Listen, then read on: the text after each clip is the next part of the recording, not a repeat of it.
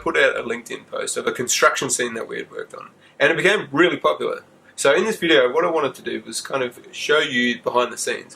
How did we build it, and what was involved with the modelling and the visualization and how we shared it and all of that sort of thing. So this is it. There is a bit of a backstory to this. So what had happened, this is the LinkedIn post if you hadn't seen it, but I'll just talk you through what had happened. So I'm driving around on the weekend and I drove past a bridge and there was this scene unfolding and I could recognize it because we had actually worked on the virtual model a few months prior to it. Really, it blew my mind because it was like exactly as we had built it. Walked around a little bit, took a few photos, and then I raced back home and pulled up Revista on the iPad and just have a look at what we had built because I could recognize it, but like I wasn't sure. And what I was witnessing on the bridge in real life was exactly as we had modeled it. Like, it was just uncanny. So this is it. What the project involved was installing these anti-throw screens. This is to stop kids throwing rocks at cars. Anyway, there's the project here. It's kind of these green-blue screens going up on this bridge. Our client kind of got us involved. Can you model this for it? That can help demonstrate to their client what it is they were going to fabricate and install. So this is what we had modelled. We've got a boom lift here, reaching over the bridge. There's a guy in the basket there. He's installing these screen posts. We've got a spider crane further down the scene. It's lifting a panel. There's an operator there. We've got a couple standing on the side of the road. This is in real life. So there's the boom lift. There's the guy hanging over the bridge again. The spider crane's lifting up the post. There's the boom lift again. This is from a different angle. The spider crane lifting up the panel. Even the traffic cones are there as we had modelled. So this was pretty amazing. The client really liked our work. It helped them demonstrate what it is they're going to do. It also helped them to rationalise in their mind how the scene was going to lay out. So let's switch over to Navisworks. This is kind of where we started. Well, that's actually not true. Let's just talk about what we had available to us. So firstly, we had a scan. So that really helped us. We didn't have to model in any bridge. We didn't have to model in any trees or roads or line markings that we would typically have to do. We had the scan. We brought that scan into Navisworks. And obviously we can't model anything in Navisworks, but we can go and bring in other elements. So the second thing that we wanted to get hold of, and we didn't have to model this either, was the actual screen. So this screen here is modelled in something like text. We got the IFC file. We brought the IFC file into Revit as we kind of typically do. You can see it here. And to make it look as what we wanted to, we hid off half the components. So you can see it's not quite complete. We've only got 3/4 of the bridge in place. So we just, selected some of these elements and hid them out of this 3D view. We export this 3D view to Navisworks, and then we bring that into our scene. So now we've got the RCP. There's our RCP. We also have our steelwork. The client then wants to see how the operators go about installing this and the equipment that they're going to use. You can see these are SKP files, so these are coming out of SketchUp.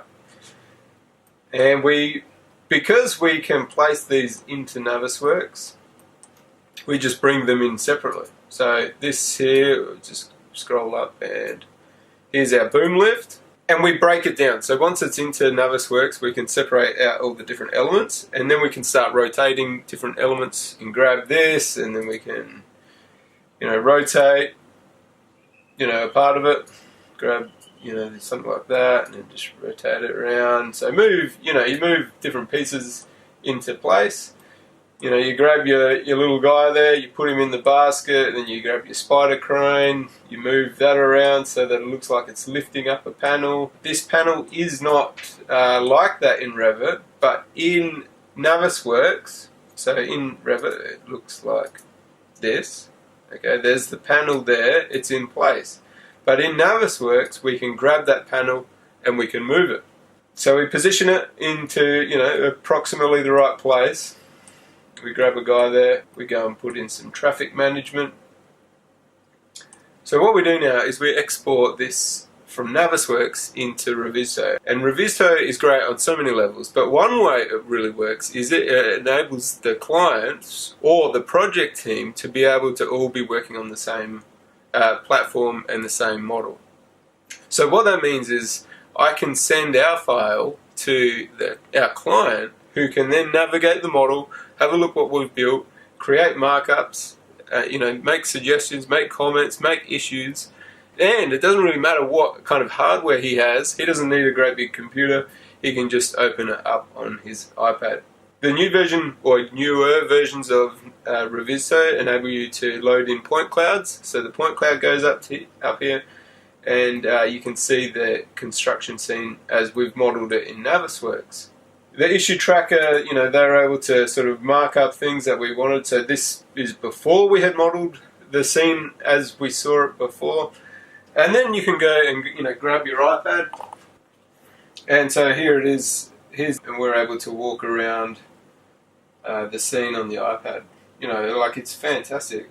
And anyone can do that. The guy who's operating the boom lift, he can jump in there and sort of see exactly. In terms of safety and for demonstrating to the client, there's so many takeaways here. And so I think the reason that this post became so popular was because it was so real. What we had modeled in the virtual environment months prior was kind of exactly what had played out in the actual construction scene. But the other reason, I think, is that it was very simple. There wasn't much to it.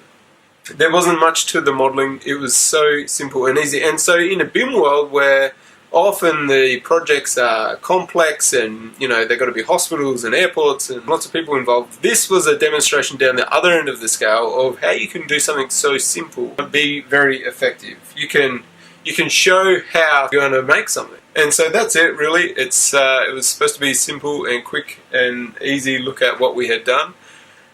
If you've got any questions or comments, please let us know and we'll try and get back to you. Otherwise, follow us on virtualbuilt.com.au or look up what Revit wants. And so thanks for watching.